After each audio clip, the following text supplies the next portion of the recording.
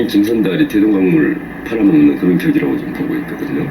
네, 개발 제한구역은 그 국제 기준으로 국제 기준이 환경 평가 등급을 먼저 보게 돼 있거든요. 근데 거기 같은 경우는 환경 평가 등급이 1등급지로 저희들이 지금 파악하고 있습니다. 1등급지는 개발 제한구역 해제될 가능성은 전혀 없다는 것을 말씀드리고 싶습니다.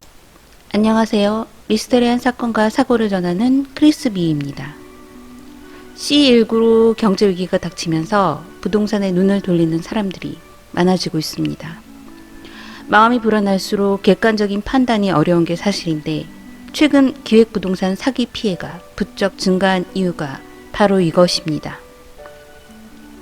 기획부동산이란 개발이 어려운 토지나 임야를 싼 값에 사들이고 토지를 지분으로 쪼갠 후 주변 개발 계획 등을 언급하며 투자자를 모집하고 시세보다 높은 가격에 토지를 판매하는 방식입니다.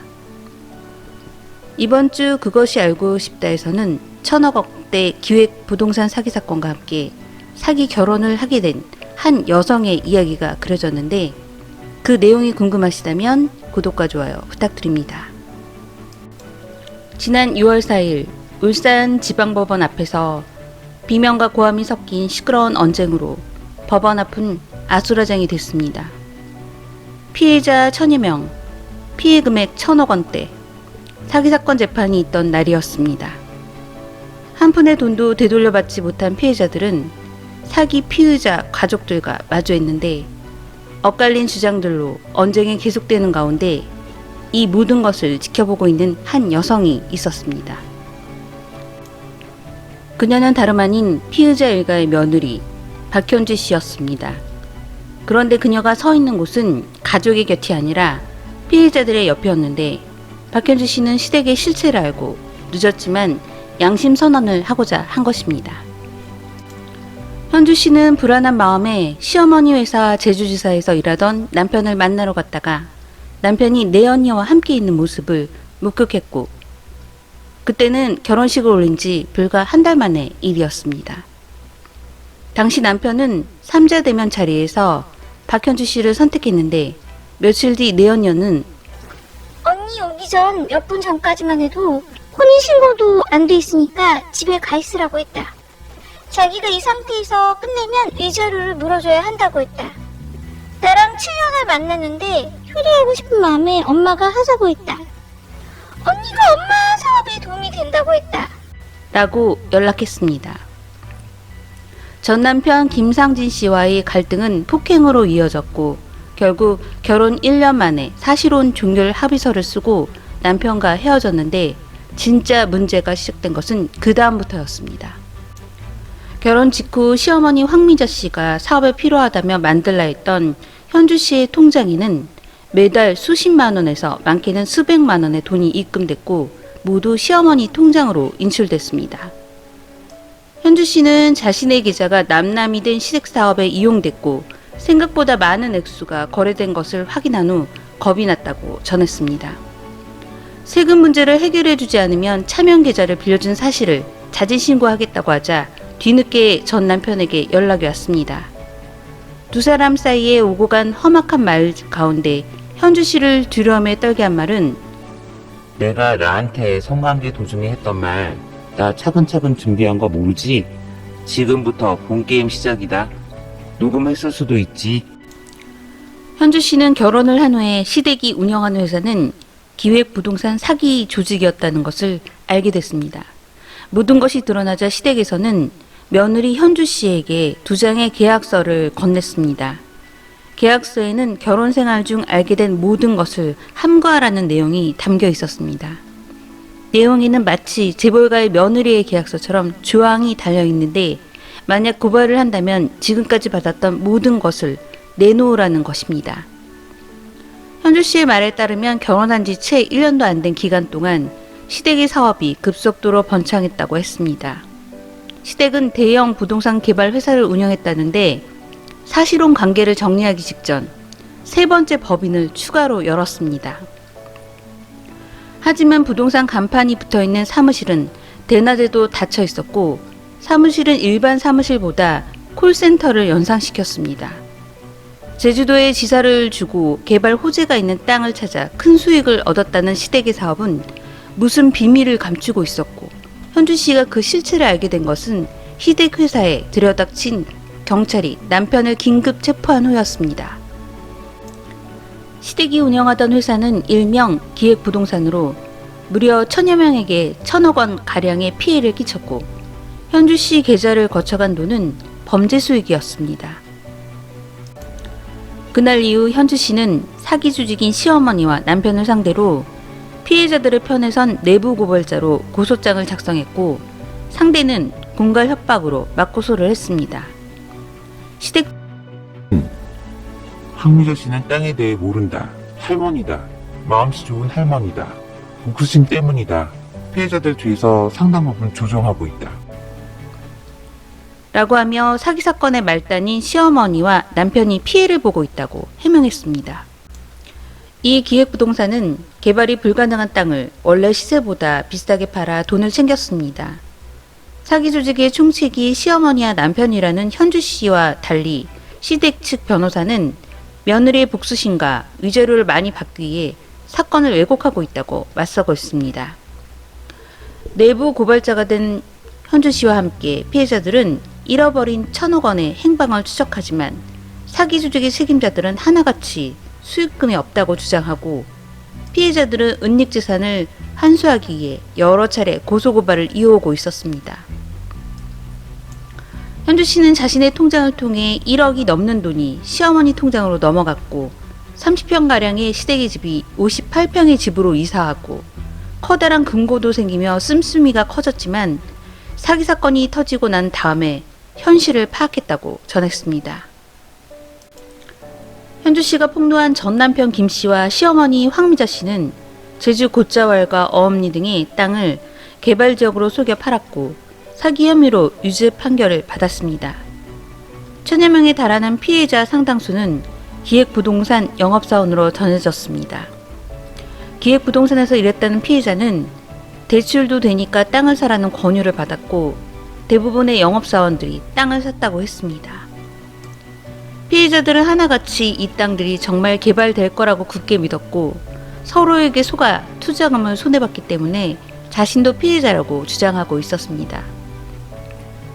한 피해자는 피해 사실을 부정하며 다른 기획부동산에서도 일하고 있다고 밝혔는데, 그는 미래 가치가 앞으로 몇 배는 더 오를 수 있다. 땅은 이라고 단언했습니다.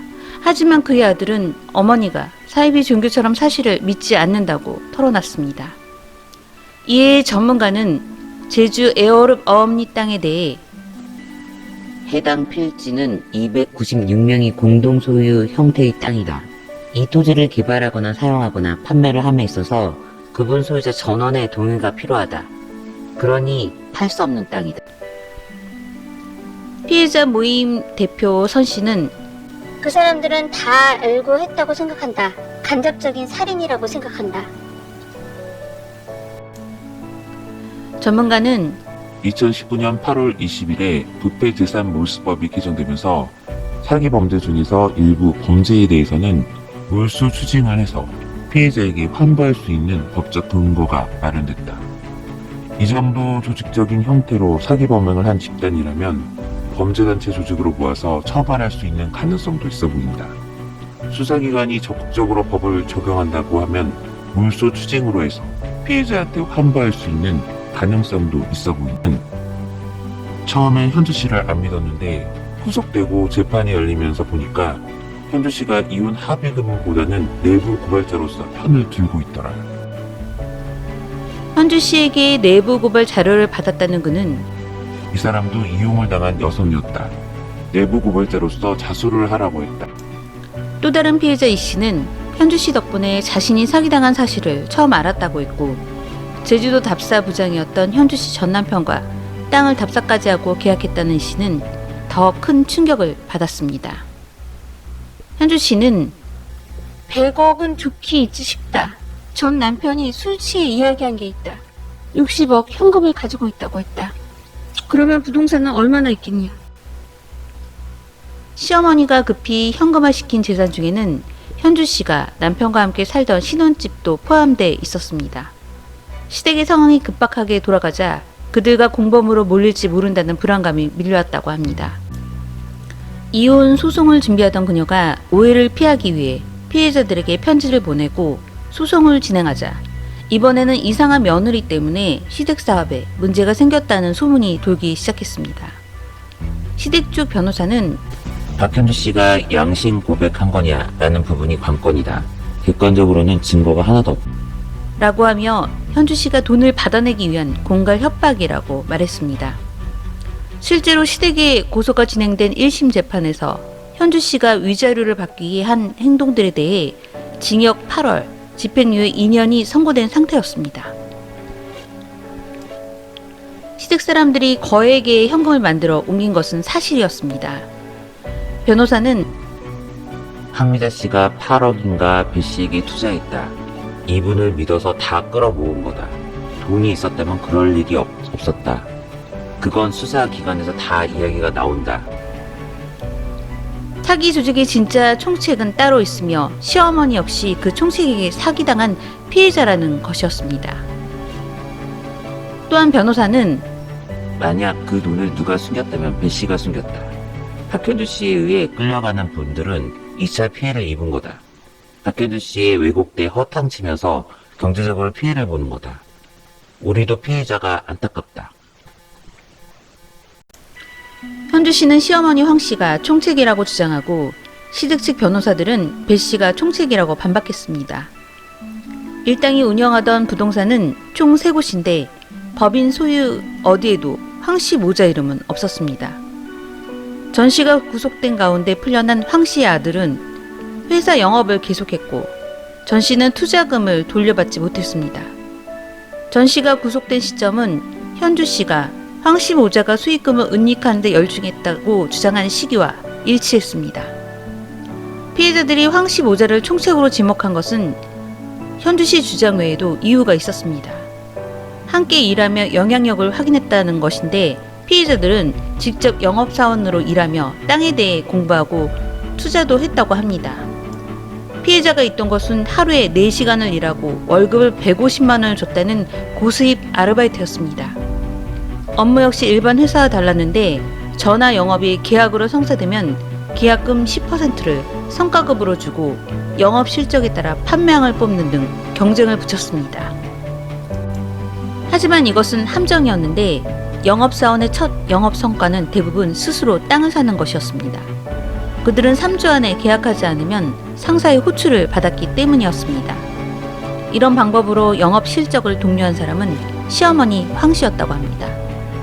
회사에서 가장 영향력을 가진 황 씨 아들 김 씨는 회사에서 사장 못지않은 역할을 담당했습니다. 법인 서류에 임원으로 올라있지 않은 것은 또 다른 총책으로 지목된 배 씨 역시 마찬가지였습니다. 피해자들은 배 씨의 얼굴은 자주 보지 못했는데 경찰 수사가 시작된 지 6개월 만에 배 씨가 검거된 곳은 제주도 한 오피스텔이었습니다. 황 씨 모자 측 변호인이 배 씨를 진짜 총책으로 판단한 이유는 황 씨 변호인들이 법인 계좌 인출권이 배 씨에게 있었다고 주장했습니다. 실제로 재판에서 황 씨보다 높은 실형을 선고받은 배 씨는 2번의 사기 전과가 있었습니다. 두 사람은 11년 전 또 다른 기획 부동산에서 만났고 2013년 동업을 제안한 것은 배 씨였습니다. 기획부동산 명의사장으로 올라있던 남 씨는 교통사고로 걸을 수가 없었는데 부동산 지식이 없어서 지인 통해 명의와 통장을 달라고 했다. 처음에는 급여 월급 통장으로 생각했다. 몸 불편하니까 나오지 말라고 했다. 이미 월급으로 들어온 돈을 써서 발을 뺄 수가 없었다. 경찰 수사가 시작되자 바지 사장인 그에게 서류가 날라오기 시작했고 남 씨는 세금을 나한테 다 떠넘겼다. 11억 원 정도 되더라. 사무실 정리한 부분, 전기요금 이런 것도 다 나한테 날아오고 있다. 바지 사장을 내세운 것은 제2부동산, B부동산 역시 마찬가지였습니다. 바지 사장 한 명에게 부과된 체납 세금만 해도 무려 11억 원이었고 약 48억 원 정도의 수익이 있었을 것으로 예상됩니다. 법인 계좌 이외에도 배 씨와 황 씨가 차명 계좌를 통해 받아간 수당은 10억 원대였습니다. 피해자들은 배 씨도 부인과 위장 이혼을 했고 결국 범죄 수익 은닉금 아니겠냐고 했지만 배 씨 부인에게는 무혐의 처분이 내려졌습니다. 피해자들이 차명 재산의 존재를 알았을 때는 다른 사람에게 매각해 현금을 챙긴 후였기 때문입니다. 배 씨 부인은 위장 이혼 아니다. 조사도 다 받았다. 나도 친구 집에 월세로 얹혀 살고 있다. 피해자들의 추가 고소가 계속되고 있고 조사도 이어지고 있지만 범죄 은닉금의 행방은 여전히 오리무중입니다. 전문 변호사는 2019년 부패재산 몰수법이 개정되면서 사기 범죄 중 일부는 몰수 추징을 해 피해자들에게 환부할 수 있는 법적 근거가 마련된다고 했습니다. 다단계 보이스피싱 등이 이에 해당됩니다. 기획부동산 역시 범죄단체 조직으로 모아 처벌할 수 있는 가능성이 보인다고 전했습니다. 정부에서는 기획부동산을 방지하기 위한 부동산개발법, 공인중개사법 개정 필요성을 인지하고는 있으나 실질적인 해결 방안, 현재 법률 제재에 대해서는 명확한 바는 없습니다. 때문에 기획부동산 사기를 방지하기 위해서는 스스로 조심해야 한다고 합니다. 다단계 방식으로 행해지는 전국적으로 발생하는 기획부동산 사기 사건의 대처 방법은 부동산을 분양받을 계획이 있다면 사전에 충분한 현장 답사를 거치고 계약서를 작성하기 전에는 미리 조건을 꼼꼼하게 확인해야 하고 만약 그것이 어렵다면 부동산 변호사와 동행할 것을 권합니다. 또한 매매를 결정하기 전 시세에 비해 가격이 유난히 저렴하거나 당일 분양을 압박하는 행위 등이 있다면 다시 한번 의심해 볼 필요가 있습니다. 그렇다면 사기죄 등 형사적 제재 외에 피해자가 손해본 투자액을 돌려받을 수 있는 방법은 손해배상 소송을 진행하고 투자금 반환 청구 소송을 해보는 방법이 있다고 합니다. 요즘처럼 경제가 어려운 시기에 더욱 기승을 부리는 사기, 특히 기획부동산 사기는 몇 년 전부터 부쩍 성행을 하고 은행 이자가 적게 나오기 때문에 부동산 쪽으로 눈을 돌리다가 눈 뜨고 코 베이게 되는 것입니다. 특히 가장 큰 피해를 받은 사람들은 기획부동산에서 4시간에 150만 원의 고액 알바에 눈이 어두워 취업하는 순간 올감에 걸려버리고 속아도 속은 줄 모르는 사람들이 발생하는 것이 안타깝습니다.